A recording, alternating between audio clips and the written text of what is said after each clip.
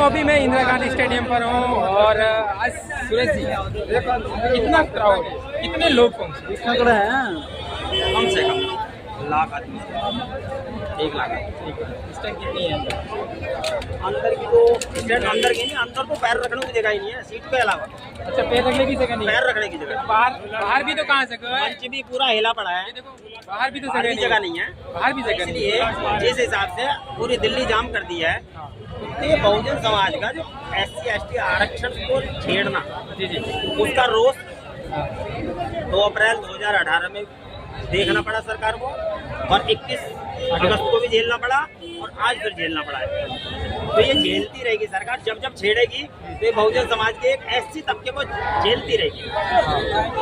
तो मतलब ऐसा क्या लग रहा है इतना क्राउड इकट्ठा होने के बाद भी सरकार पर दबाव नहीं पड़ा, फिर भी वो मतलब उसी को तो अपना मतलब उंगली करती रहती है बहुजनों पर। देखिए सरकार पर दबाव क्यों नहीं बनता? सरकार का दबाव एक वजह से नहीं बनता कि सरकार में हमारी बात रखने वाले लोग नहीं है।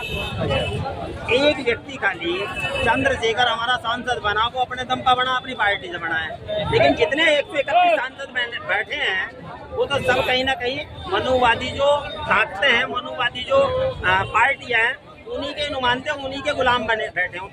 तो हमारी बात जब वो करेंगे नहीं तो हमारा अधिकार कहाँ से बचेगा? एक व्यक्ति है वो कर रहा है, शायद उनको कुछ शर्म आ जाए, तो जो मुंह में दही जमी पड़ी है शायद वो दही अगर बाहर आ जाए तो उनकी आवाज निकल जाए, तो ये हो सकता है। आरक्षण एक बड़ा मुद्दा, वाल्मीकि समाज ने इस साल 10 अगस्त को सत्याग्रह किया 10 में। क्या लोग वो भ्रमित है कि कहीं ऐसा जुमला हो, क्या वास्तव में उनको आरक्षण मिलेगा, इनपे क्रिमिनल लागू होने से वर्गीकरण, इस पर आप किस तरह से देख रहे हैं? देखिए उनको जैसे किसी आदमी को ये कह दिया जाता है कि तेरा ये काम होगा, तेरा ये काम होगा, तेरा ये काम होगा, तेरा ये काम होगा, तो वो होता ही रहता है पीढ़ी दर पीढ़ी। तो ऐसे ही इनके साथ में कि तुमको ये मिलेगा, तुमको वो मिलेगा, तुमको ये आरक्षण मिलेगा, इनको लॉलीपॉप दिया जा रहा है और वो सारा का सारा डिवाइडेड रूल की जो पॉलिसी है, वोट डालो राज करो, ये काम शुरू कर दिया उन्होंने कि जो एक SC समाज, जो वाल्मीकि और जो SC में जो अम्बेडकरवादी जो मूवमेंट का जो चुनाव हो रहा था, उसके अंदर जो है दरार एक पैदा करी है मनुवादियों ने बहुत सोच समझ करके। तो उस दरार को भरने का काम हमें ही लोग को करना पड़ेगा।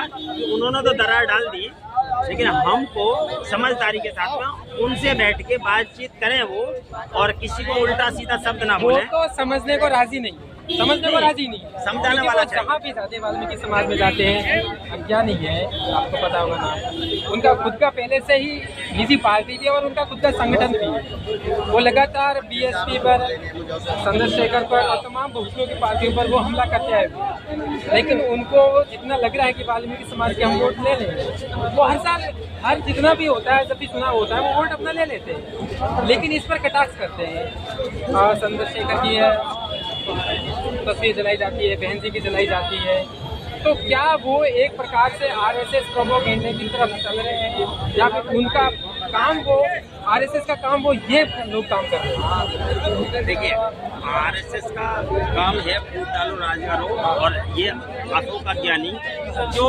उनका मैंने देखा अभी ऑनलाइन उस दिन आए थे, तो मैंने उसमें कहा कि आपका नाम इतना अच्छा है अशोक अज्ञानी, पहले तो अशोक का मतलब है ऐसे नहीं, और तो शोक यानी कि कोई शोक नहीं, लेकिन उसके बाद तुरंत फिर उस नाम में क्या जोड़ा? अज्ञानी, जिसको कोई ज्ञान ही नहीं है। अज्ञानी का मतलब है जिसको कोई ज्ञान ही नहीं है।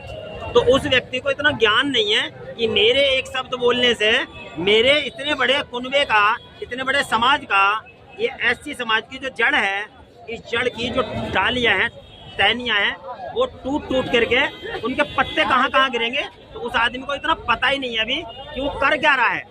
उस व्यक्ति को इतना सोचना चाहिए कि जो तू राजनीति पार्टी बना के बैठा है, सामाजिक व्यक्ति नहीं है, तो राजनीति कर रहा है भाई, सामाजिक व्यक्ति को ही पता है कि समाज कैसे जोड़ा जाता है और कैसे समाज तोड़ा जाता है। जब टूटता है ना तो यहाँ दर्द होता है, और जब जुड़ता है तो एक थोड़ी सी खुशी पैदा होती है। उनका तो सीधा यही कहना है कि आरक्षण है वो जाटव चमार और जो बाकी रह गए हैं वो पिछले रह गए, अब इनको वो आरक्षण मिलेंगे, बड़ी बड़ी नौकरियां मिलेंगी। उनका तो सीधा सीधा यही कहना है। देखिए, जब तक चाहे उसमें, अब मैं आपको क्लियर कर दूं, चाहे उसमें चमार हो, जाटव हो, अम्बेडकरवादी हो, भैरवा हो, दौरे हो, मौर्या हो, धानुक हो या कड़रिया हो या कोई भी XYZ, किसी को भी नौकरी तभी मिलेगी जब वो पढ़ेगा। और नौकरी नहीं का, और नौकरी है नहीं। पहली बात तो आप जितना बैकलॉग खाली पड़ा उसको भरने के लिए आप लड़ाई लड़े। दूसरी चीज, आपको नौकरी जब मिलेगी जब आप पढ़ोगे।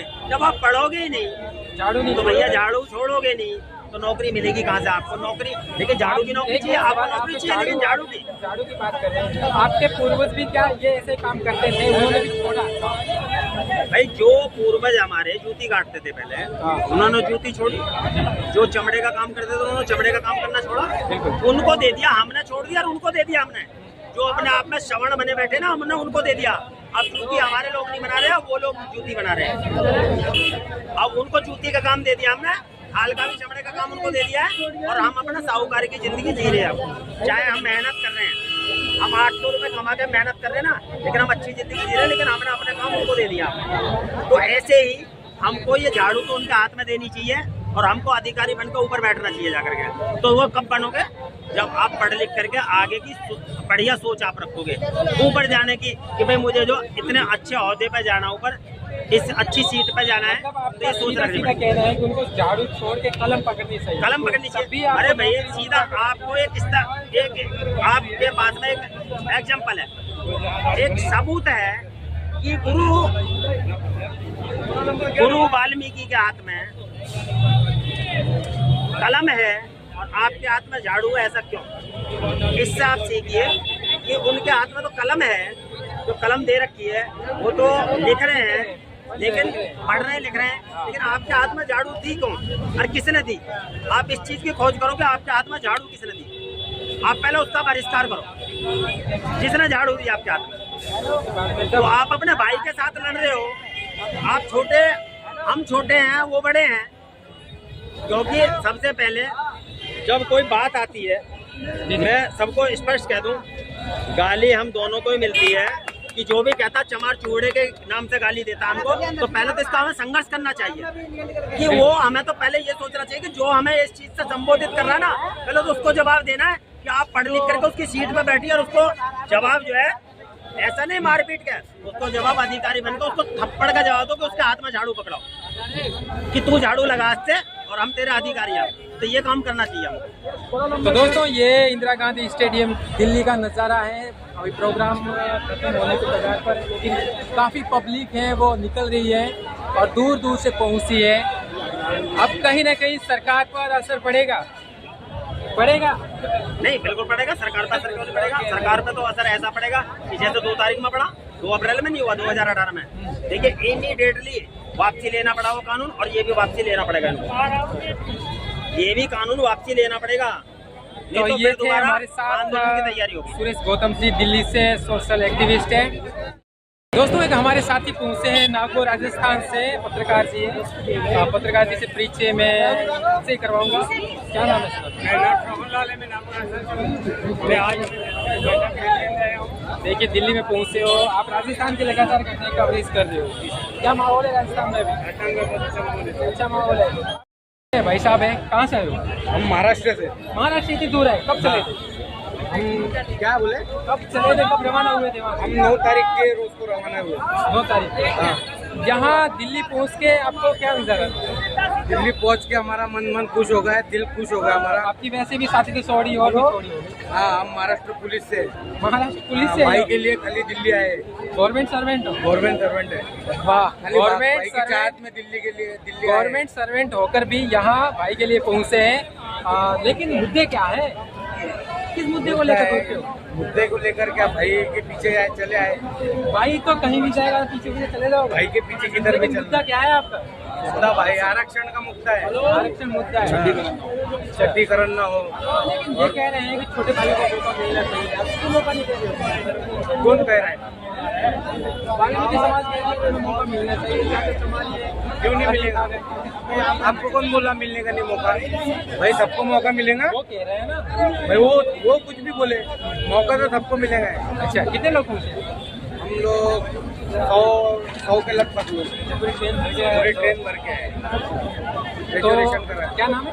मुदस्सिर खान, मुख्तार खान, वरंगाव। और बड़ा लंबा नाम है, जलगांव जिले से हम। बड़ा नाम है और बड़ी साथी है इनकी, स्टोरी भी है और काफी जज्बा जुनून भी है इन भाई साहब का। जुनून के साथ आए हैं भाई इधर।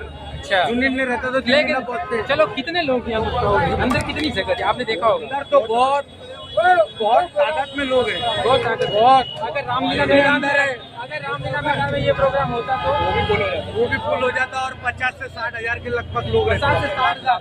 अच्छा, क्या नाम है आपका? आप भी पहुंचे हो भाई के साथ? हाँ, साथ में। अच्छा, गाड़ी आ रही है भी उनको निकले थे, लेकिन यहाँ पहुँचने के बाद माहौल माहौल एकदम रश भरा है, पूरा माहौल है। जो 19 से ज्यादा लोग आए हैं, 19 से ज्यादा। जो अंदर भी बहुत लोग हैं, हाँ। जगह जगह भी नहीं, बाहर भी इतनी है, बाहर भी बहुत भीड़ है। बाहर भी बहुत भीड़ है। अगर भाई महाराष्ट्र में क्या क्राउड वहाँ भी देखने को मिलेगा? मिलेगा, जरूर मिलेगा। भाई की जैसी जो कार्य लेकिन की छवि अलग ही है, संघर्ष है तो समाज में काफी मुद्दे भी है, सोशल भी है, इसके साथ उन सब भीड़ को देखकर क्या सरकार जो आरक्षण वर्गीकरण करने के लिए ला रही है उससे कोई फर्क पड़ेगा? बहुत बड़ा पड़ेगा। हाँ। संघर्ष की लड़ाई जीतेंगे। अच्छा, संघर्ष है, संघर्ष की लड़ाई जीतेंगे। संघर्ष की लड़ाई जीतेंगे। लड़ेंगे, और हम भाई साहब जीतेंगे। महाराष्ट्र से पहुंचे हैं, बहुत अच्छी काबिलियत है इनकी जो यहाँ पहुंचे हैं। और आज मौसम भी खुशनसीब है कि अब मौसम ठंडा है, हल्की हल्की तो बूंदे गिर रही है, लेकिन मौसम साफ है और अच्छा है कुल मिलाकर। बारिश ठंडा भी है। रहती थी, हम बारिश खड़े रहते थे, बारिश भी हम खड़े थे। कोई भी हालत में हमको आना ही था इधर, आना ही था। भाई के पीछे, भाई के साथ में, भाई के हक की लड़ाई लड़ रहे हैं। मेडिकल मूवमेंट के सब एक लोग बार ऐसा लगा था कि रामलीला मैदान का परमिशन कैंसिल हो गया था, तब आपने क्या कैंसिल? परमिशन कैंसिल होने का मतलब उनको डर था। सरकार वरना को ये डर था। जो इतने लोग आए कि इनकी आवाज को एक स्टेडियम में ही दबाई, इस तरह से लग रहा था। नहीं दवाई दी जाएंगी। आने वाले 15 मार्च को बड़ा सोशल नेटवर्क के माध्यम से ये आवाज उठेंगी। बिल्कुल और बिल्कुल। आप जैसे सोशल नेटवर्क वाले लोग हैं ना, ये आवाज हमको आपसे विनंती है कि आप ये आवाज उठाएं। बिल्कुल बिल्कुल, आप हमारा नंबर दे दीजिए। 15 मार्च को बहुत बड़ा आंदोलन रहेगा। बस कहाँ पर? रामलीला मैदान में 50,000 लोग हो गए। 15 मार्च 25 में 2025। 2025। अच्छा, 15 मार्च 2025 में किस चीज को लेकर है? ये मुद्दे को लेकर। अच्छा, जाति विवाद खत्म करना है, भेदभाव नहीं रखना है, ऊंचे नीचे सब एक है। काम के पर्पज से लोगों को भेदभाव कर दिया गया है, कुछ पुराने बुजुर्ग करके चले गए हैं, वो इसे हमें मिलकर खत्म करना है। अच्छा, बिल्कुल अच्छी बात है भाई साहब। आने वाले टाइम में हम सब इंसान चलो हैं, आते हैं। छोटी जाति का हो या ऊंची जाति का हो, सब इंसान है, सबको एकता के साथ रहना चाहिए और ये भेदभाव खत्म करना है। तो साथियों, अब प्रोग्राम है वो समाप्त हो चुका है, करीबन 3 बजने वाले हैं। और ये मेरे पीछे बसें देख सकते हैं, ये लगभग 4-5 किलोमीटर में लगातार सड़क के चारों तरफ रुकी हुई है। और ऐसा कहा जा रहा है कि जितने भी ये लोग पहुँचे हैं वो महाराष्ट्र, गुजरात, मध्य प्रदेश और कई राज्यों से, राजस्थान जैसे हरियाणा, पंजाब, उत्तर प्रदेश, बड़े बड़े राज्यों से लोग पहुँचे हैं यहाँ और सैकड़ों की संख्या में 5 है। और इतना यहाँ पर भीड़ है, अंदर ये खुद सिक्योरिटी वाले लगे हुए हैं कि अंदर जगह नहीं है, नंबर टोकन लेने में नंबर बहुत लेट आएगा, तो इनको भेजा जा रहा है 4 नंबर गेट पे आगे। तो आप इधर भी देख सकते हैं काफ़ी संख्या में इंदिरा गांधी स्टेडियम से लोग पहुंच रहे हैं, जो चंद्रशेखर की आज मीटिंग थी वहाँ से पहुंच रहे हैं। तो यहाँ पर ये गेट बिल्कुल ही कर दिया गया है कि यहाँ पर भीड़ ज़्यादा है, लेकिन कहीं ना कहीं देखा जाए तो वहाँ पर भी ट्रैफिक जाम होगा। अगर यहाँ से निकलेंगे तो भी जा सकते हैं, लेकिन वहाँ भी जाएंगे तो भी वहाँ पर भी ट्रैफिक जाम हो सकता है। लेकिन इनको वहाँ से यहाँ भेजा जा रहा है 4 नंबर गेट पर।